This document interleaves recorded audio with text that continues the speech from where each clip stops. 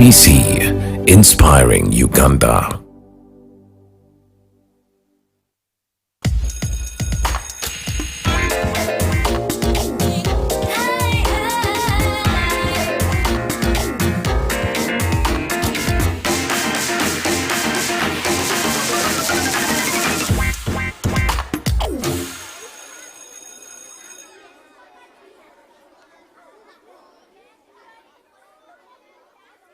Uganda Vision 2040 does, under the National Development Plan 4, emphasize the need for science, technology, innovation.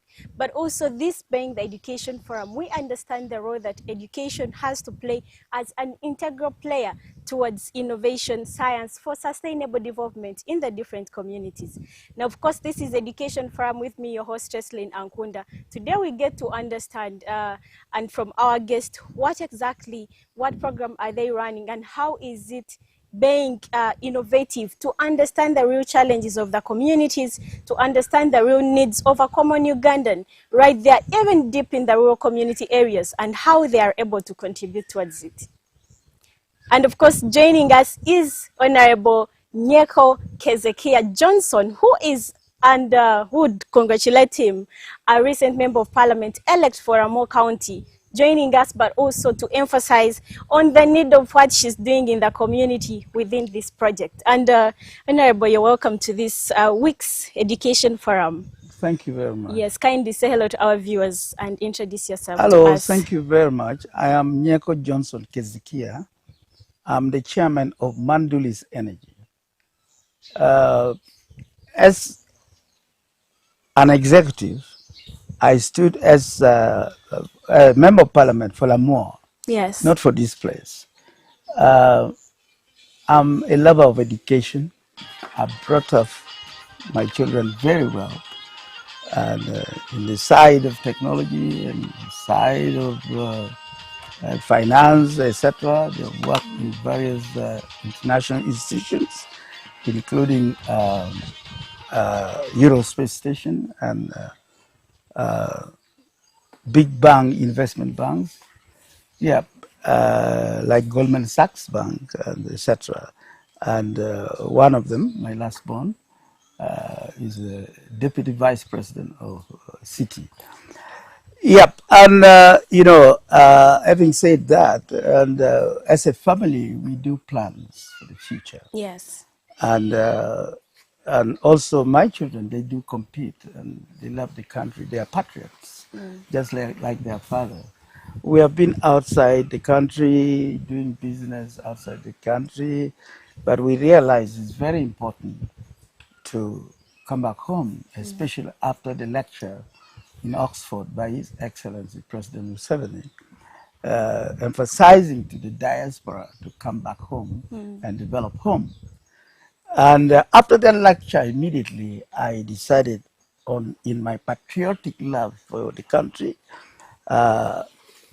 to finance, give some 4 buses free for Chogam. Oh. That was the beginning. And then my son was worked with Eurospace Station and said, "Daddy, we want to go home. Let us go and play this role at home." Interesting. Yes. And we are happy to have you on this week's episode. Thank you. Thank you. So when you they developed this project. Yes. The firstborn and the secondborn. My secondborn is both a doctor and a space scientist. Yeah.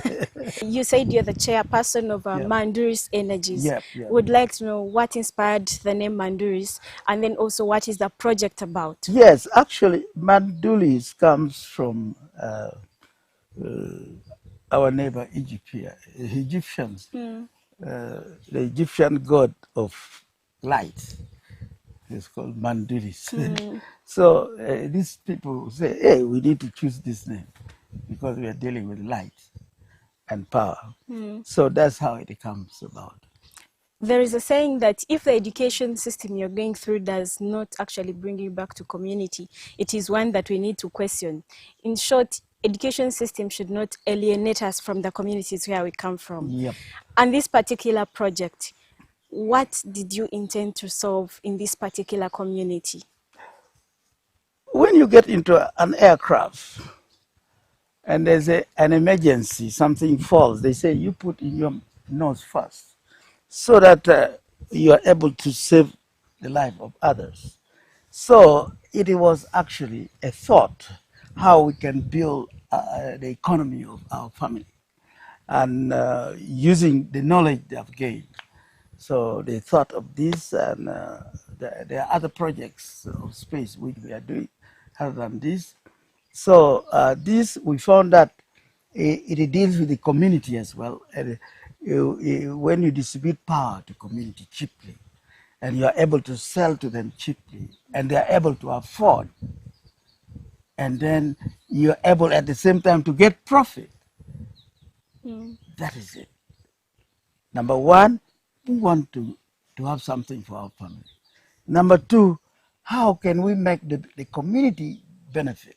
So we found this is a cheaper source of power generation, and the community can afford. How and why do I say community can afford? Because they did their calculation and discovered that we can produce this power through this biomass power technology at as much as below half the price of women. We don't want other people to be able to target us as rivals. Let us be partners.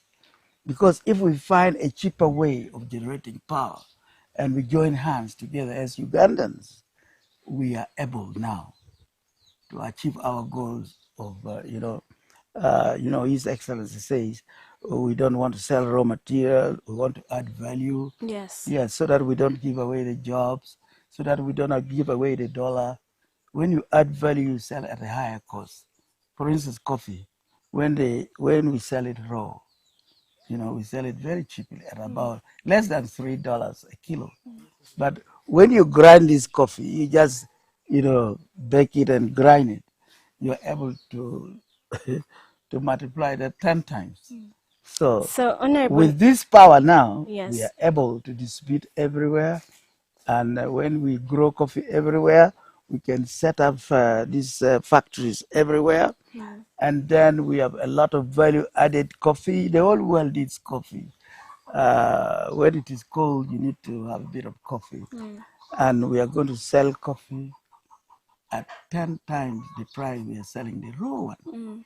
Yes. So, Honorable, now to get your perspective in terms of what raw materials do you use, and how easy is it for you to actually run That's this a very program, good question. and also the contribution towards sustainable development. Yeah, and again, this program has been, many people have been skeptical about it right at the outset. When we came to Noya, it started when we built a church in Agum, where when we call His Excellency, he even contributed 1,000 iron sheets in Agum here. And the people became very happy, and then they gave me land. I started investing here. Now, having invested in this, we find that, it is touching the life of the people.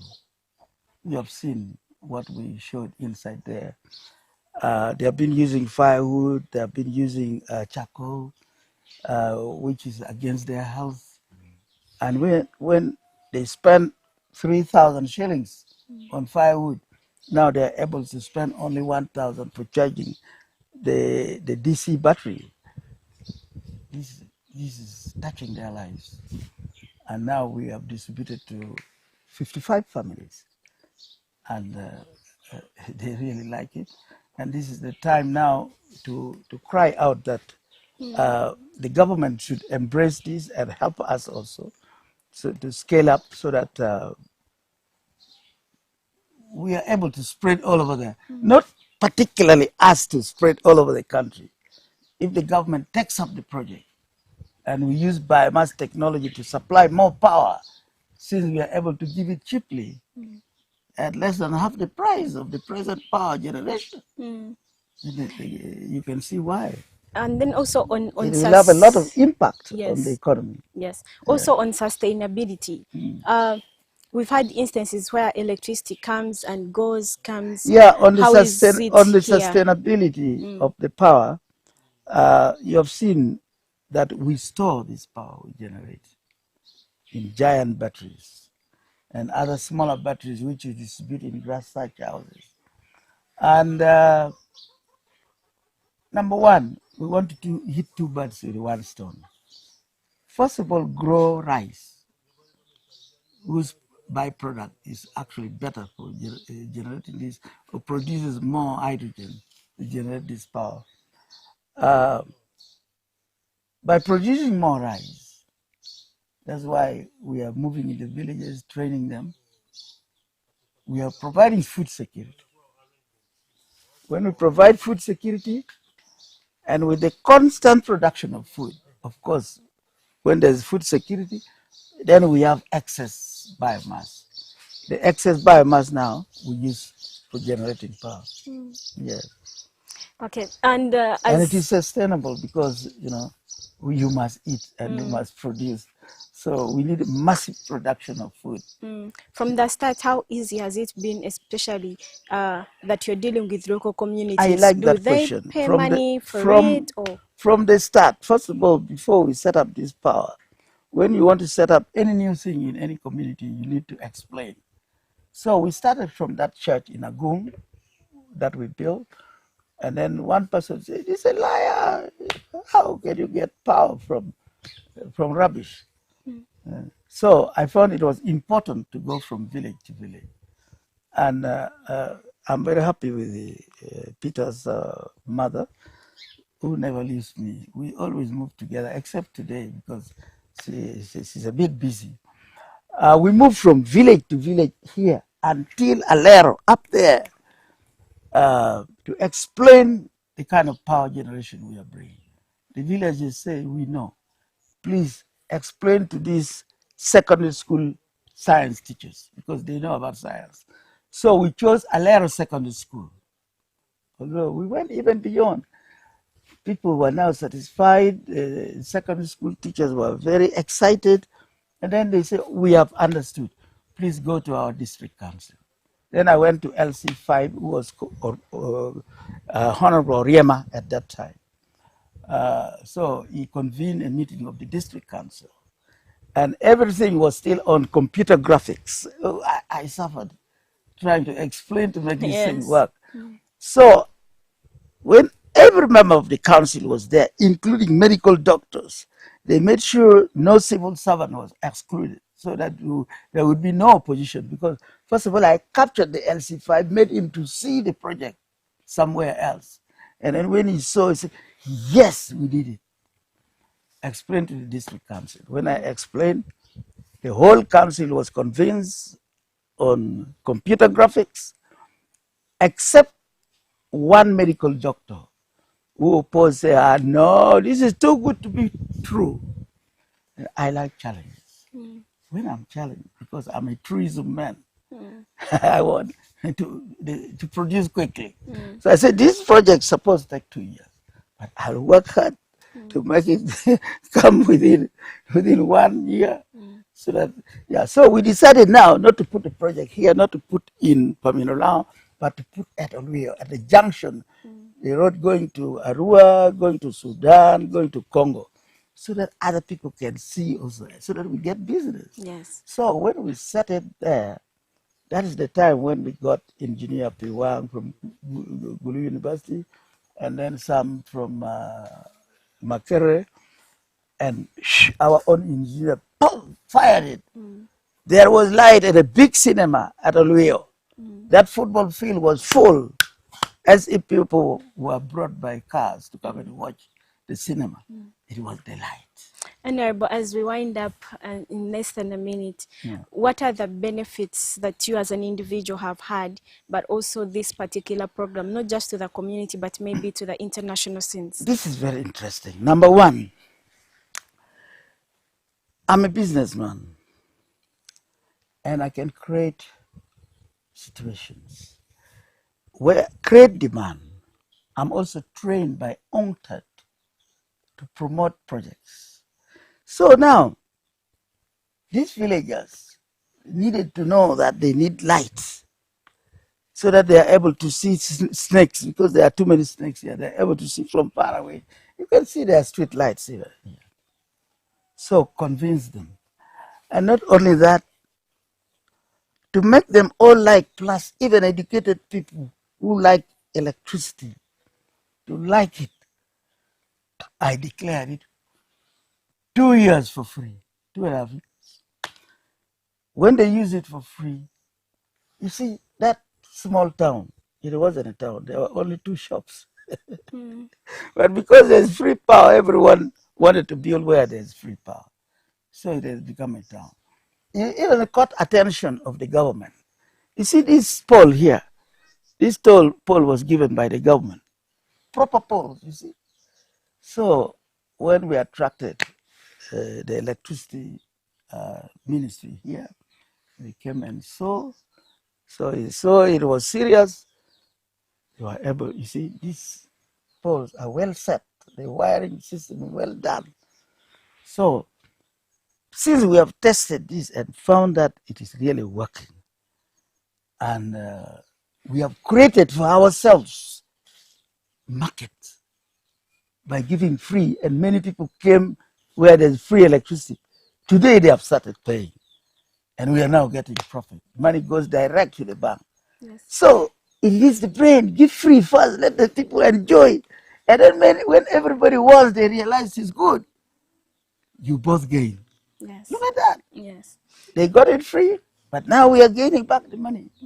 So it shows that we need to plan projects that help the people to help ourselves. You want a business, the business should be social enough to be enjoyed by the people, and then you also profit. In that situation, the people will not look at your profit.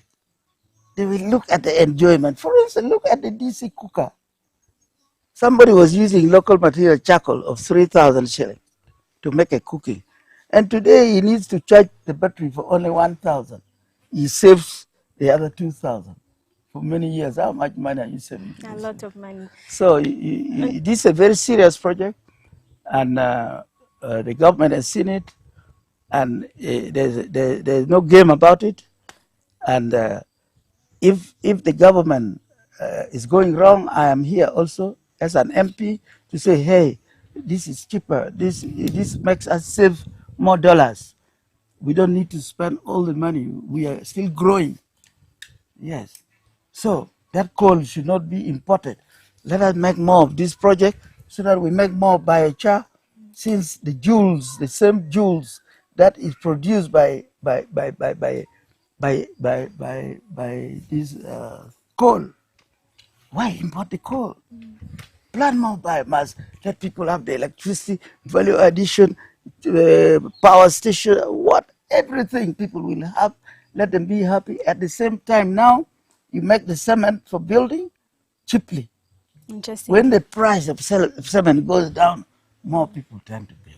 Thank you so much, Honorable. And of course, we've been talking about education for sustainable development.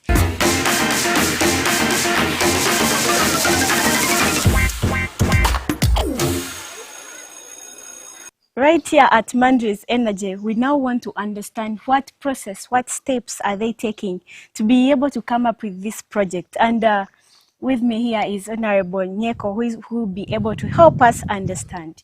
Honorable, please, if you could take us through what necessary steps you're doing to have this project a success. When I call myself chairman of Mandulis Energy, I'm not honorable. I became honorable because I stood election in Lamoille County and won with over 80%. So I'm an MP elect. So we go through this process now. Uganda needs like electricity for development. And this electricity, whatever we have, is only 25% of what we need. And we have a gap of 75%. And this biomass technology is the immediate help, because first of all, it is cheaper than hydropower. Building it is cheaper, at least 30% cheaper, or a little bit below that cheaper.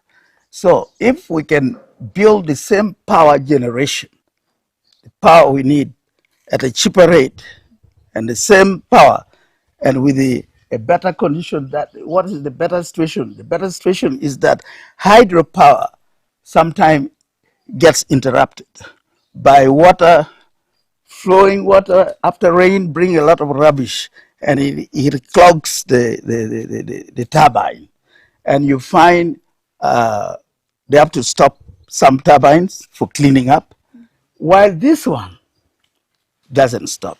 Also, the hydropower,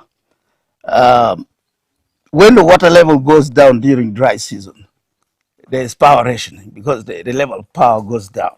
But with this kind of power, it never goes down and it never stops. There's no blackout ever since we built this place and we supply this village and they enjoy the power without even 1 minute interruption on any day. Interesting. For now more than 2.5 years. So how does it happen? Here we have a giant kind of radiator, and there we have a place where we bake the agricultural waste. The agricultural waste we have chosen now to bake is rice husk. Yes. So you see that. So when it is poured there, and then we ignite fire inside there, that black furnace, and we bake it at about 1,000 degrees Celsius. So when we bake it, it sends a lot of fumes, different types of gases, which I can take you over here. You see, here Yes. is where we have the material, the waste being baked at 1,000 degrees Celsius. I feel just warmth here because there's heavy insulation around it so that people don't get burned, so that it doesn't explode like a bomb. So the gases get out from here and come here, and we have water running at very high speed, and it dissolves all the possible soluble gases among the fumes of a collection of gases. And it cycles back, and goes back to the giant radiator, whereby the dissolved gases go back there. The suction sucks in the clean water, and then when the water goes there at high speed, it dissolves the various soluble gases. The gases that are insoluble basically is hydrogen and a little bit of methane, but mostly hydrogen. So when the hydrogen is isolated, it comes here. Here you can see this and that and this and this and that. Those are filters, water filters. So the hydrogen comes with some water vapor on it. So they remain in these filters. When it escapes this filter, some go there, until it gets filtered, almost dry hydrogen. The hydrogen that we need as fuel for driving machines, rockets, or bioenergies like this needs to be completely dry. So they behave like vapor petrol, isn't it, engineer? Right now, the government even imports fertilizers. Why? We need to hit many birds with one stone. When we put this power station in every district, we are going to have excess of this. When we have this and we pelletize them we compact them into charcoal briquettes, we cannot only use it in the cement industry, we can use it in the kitchen. Although now we are going to go further, where we have introduced DC pressure cookers. I'm coming to that. So this one, when they cook, you get ashes, the white ashes after the burning. These white ashes are the best fertilizers in the world. The country can collect enough organic fertilizers. Nobody wants chemical fertilizers. The country can export a lot of organic fertilizers, and we even use in our own fields, and the whole world will prefer our food products because no chemicals in them. This is one use.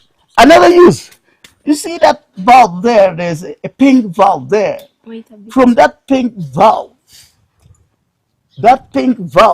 comes tar. If we set up a giant plant, a bigger plant than this, we get a lot of tar coming from there, and we fill it in barrels. We are going to produce enough tar to tarmac our roads just from our agricultural waste. See how many things we are getting. We are able to produce this electricity at half the price, even less than half the price of Omeme. At the moment, here we give power. I declared it 2 years for free so that it should show the country that this project can work. After 2 years, the villagers came by themselves. People say, we are happy with you. How will you pay your workers if we don't pay? We want to pay. And I say, okay, you now pay. Now we have organized ourselves such that they pay direct to the bank. Nobody sees that money. It goes direct to the bank. We are very humble people. We like to follow. We don't want to create enmity because we don't want to choke this project. We want to follow the price given to us. So no one should look at us as a rival and begin to choke us, to fight us. Please look at us as partners. Join us. Let us together join the government. And let us produce cheaper power and produce quality things at low cost and capture the world economy. This valve is created for a test. So when you test this, you open. Yes. Are you ready with the matches? You can put matches here, and when it burns with a blue flame, then you know the gas is ready. Then you put off. When you put off, the gas now is clogged to move through here. And if there's any little bit or more water vapor, there is an additional filter here. So it gets filtered and it comes here in form of water. You can see the water. Yes. This is the additional water vapor that remains. So what goes in here now is pure hydrogen gas. The next step is gas generation, stepping up and stepping down power, which we'll get into next.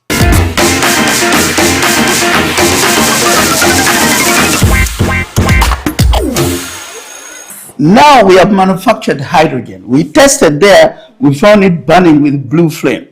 And we channeled it here and further filtered it, and we discovered a little bit of more water vapor in it. And whatever comes here now is dry hydrogen. Here we are. What do we need? We need this hydrogen produced in big quantity because the government needs to build a space station. So we can collect this hydrogen in canisters here and then send it to our space station. That's one achievement. Interesting. The major thing we are doing now and giving benefit to the farmers is, we channel the hydrogen here, open it a little bit, and it goes into this bio engine. And this hydrogen, since it's very dry, it's very volatile, it acts like vapor petrol. And there's in a petrol engine you see carburetor. This one also has a carburetor. And then we have this coil. And we have a switch here. Okay?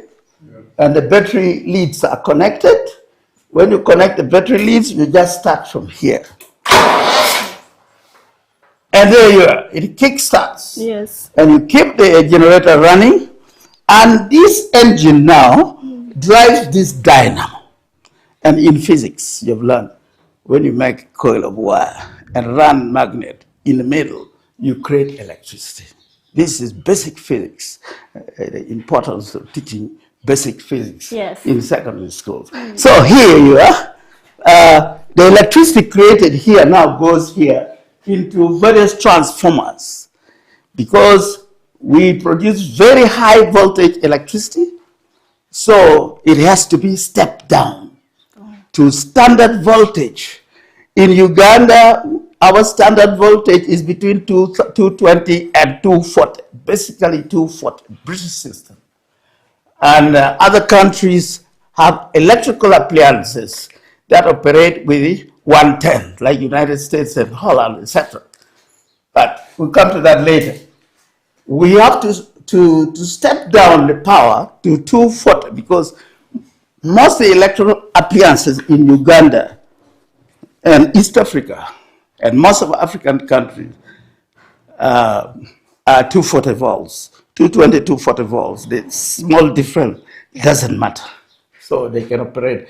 If you buy appliances that are used in Holland, 110, and America, and you introduce it here in the villages, they will blow up. Yeah. So you fail. But here, we step down and we see the meter here. If it shows 240, say we are on the right track. If it shows 240 volts, it means we are on the right track. If it is too much or below 200, it can't work. So it has to invite the technology of these engineers. I'm not an engineer, I'm an investor, but I am well versed with whatever investment I'm putting money in. I want to know. That's why I'm educated by these engineers, some of whom got their doctorate degree in this program. So I am well versed with the program. I can explain it up to the space technology, which we also try to plan the Connolly space program. But now I'm here to help government space program.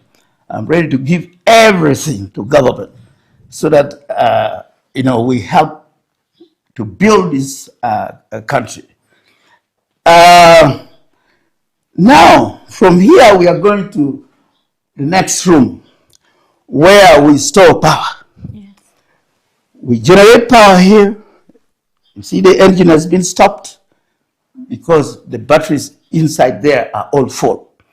We have sections and sections.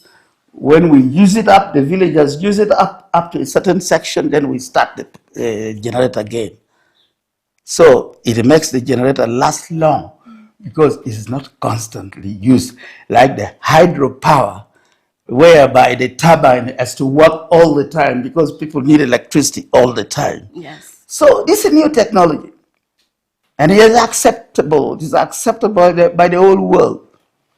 In meetings, international meetings on climate change, plus Laudato Si World Challenge, which took place in Rome, organized by the late Pope Francis. That one was the first time we won World Award. We were among the top 9 in the world. After that, then we went for the COP so-and-so, COP so-and-so, COP in Scotland, in Switzerland, and COP in Dubai, COP 28, etc. Until in United Nations headquarters, we are declared as the best startup.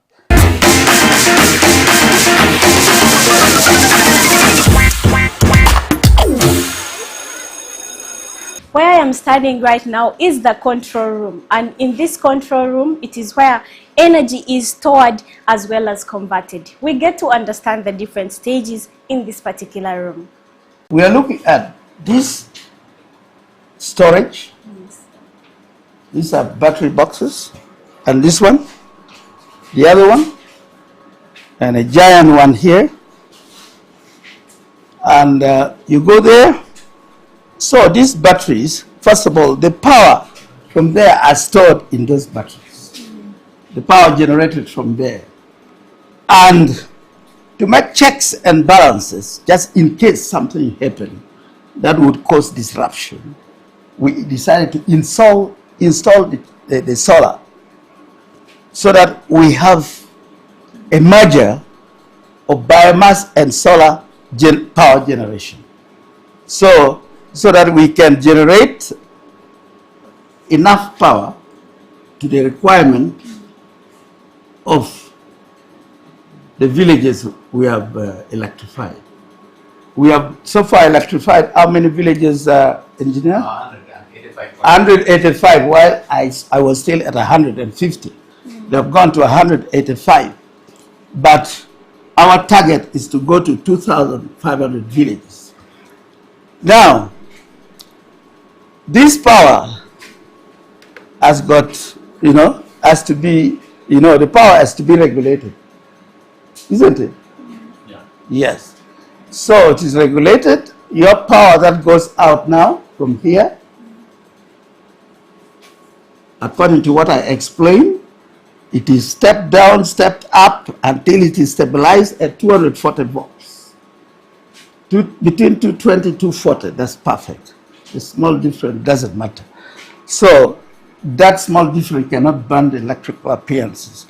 So they have worked so hard that they have wired these villages, and we gave them power for 2 years for free. And that, if you calculate the yaka, Yes. is equivalent to $2 million we gave for free. If you calculate the yaka, because we put yaka in every place before we declared it free. Now, that means giving back money to the people, and they have become happy and rich. So when one battery is given in the grass thatch house, the other one is brought back here for charging. And then when that one is about to go off, they send message that they need another battery. So another battery is taken back. That's why you see those electric vehicles there to keep on changing these things in the villages. That's one thing. Technology of 1960 and today is different. And the economic books and science books of those days are different from the one of today. So here comes a brain. Do we have any of the DC pressure cookers here? Yeah. Please give one here. So it came to our mind, when people are now being restricted from burning charcoal, from cutting trees, it is correct to restrict. It is correct to burn. It is correct. Even some people went as far as whipping people. But you are whipping people, stopping people. From Adam and Eve, we have been eating from cutting the trees for cooking. So the brain must work today. So our brain worked that we need pressure cookers. Yes. And when our brain went there, we started testing the villagers. How much money they spend on charcoal? We discovered that they spend 3,000 shillings for one cooking. Okay? So this brain now came, hey, DC pressure cooker is here. And then we have the DC battery. This is very heavy. Take it down. I hope you are stronger than me. Please do that. Yes. You see, this is very heavy. It's about 50 kilos. I can't do it. It's about 50 kilos. And this stores a lot of power. And that power is connected here to this pressure cooker. When you test this pressure cooker, 2 minutes, water is hot. 15 minutes, Lumonde is ready. 15 minutes, Marago is ready. It saves time.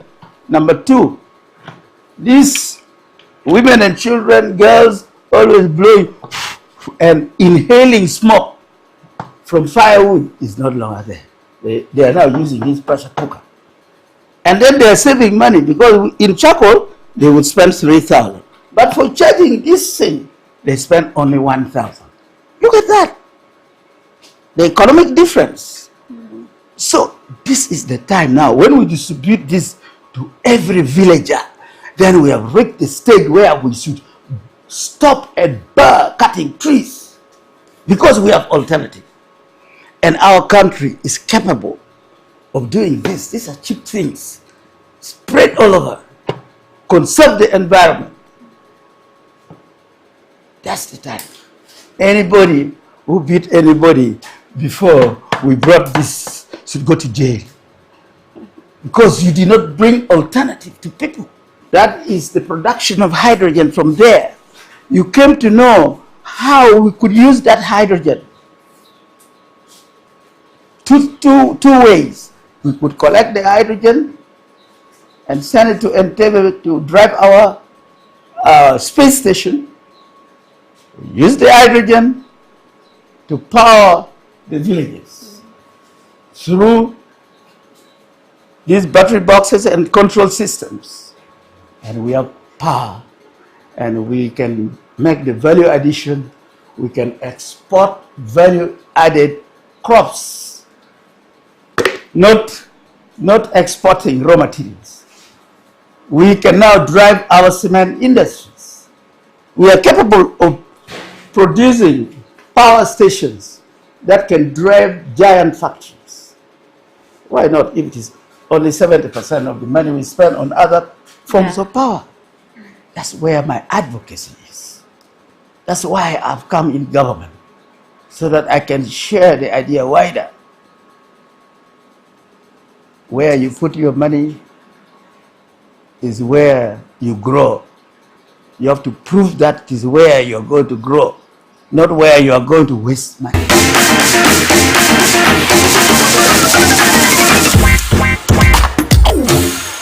One of the beneficiaries of Mandulis Energy Project, initiated by investor Honorable Nyeko Johnson, is actually here to tell us how she has been able to benefit from this project, but also how easy it has made her life here in Nuer district. Hello, how are you? I'm fine. Kindly say hello to our viewers. Hello, guys. Yes, we are happy to listen from you, and we'd like you to share with us your perspective on how Mandulis Energies has been of help right here in your rural community. Okay, thank you. Hi, everyone. I'm Eunice Alaroke. I've been benefiting from this project so much because if I'm to explain that this pressure cooker has helped us a lot in the village here, because here to get charcoal is also difficult, and nowadays trees are not there and we are suffering. If you are to get the price very high, and you cannot even get the trees for firewood. And this project has enabled our life in the way that you can easily prepare food, and the cost is not high because charging is only 500 shilling, but not 1,000. But charcoal, when you get in the black cover, you get 1,000 and cannot make the whole food. You can prepare one food, then the portion will remain. The charcoal will be over. But with this pressure cooker, it has become very easier for us to prepare food. You come from the garden when you're very tired, you just sit there and you prepare your food, and it's much easier than the charcoal. All right, thank you so much for sharing with us, and it's been an honor meeting you. Thank you. And the electricity has helped us a lot, because before we have been using the battery, and our battery cannot even operate other things like fridge. So now, when we have this electricity, it has helped us a lot. We have the fridge that we are running, we have the music system, we have this casino here, even it was helping us a lot, even the light. Because sometimes, when the rain is there, can disturb, we cannot charge our battery. So because of this electricity, we are able to have all those sources of light. Your name? I am called Okel Desmond. No. Perfect. That's right. So I need someone. Thank you so very much. I'm called Francis Eseno, one of the residents at Gotungu village. I'm so much privileged to have a team of Mandulis, and we are using this electricity in the village here. One, I use this electricity for charging my phone. I also use it in a TV, so my children can watch other things which are outside, not in this village, and they learn more from it. I also use this electricity for running small appliances like a radio. I have a hoofer that I use for playing music at my free time. How has this electricity changed my life? One, when I charge my phone, it has power all the time. I can connect it to so many friends. I can talk to my pastor. I can talk to people who want to buy like a chicken from my home. I can connect it to my teachers because I have a nursery school. Whenever I want to communicate to them, they are not at the school compound. I can easily communicate to them because I have power in my phone that makes my phone to be on at all times. Uganda's rural electrification plan driven or looks towards access for all by 2040. Now this is driven by the Uganda Rural Electrification Strategy and Plan. And of course, education does play an integral role towards achieving all this. Science, technology, and innovation continue to be at the integral part of all this conversation. Today we hold a conversation on how innovation, creativity, but also science continues to foster community development, transformation, and justice for all by according everyone a decent living, giving them an audience and chance to participate in socio-economic transformation.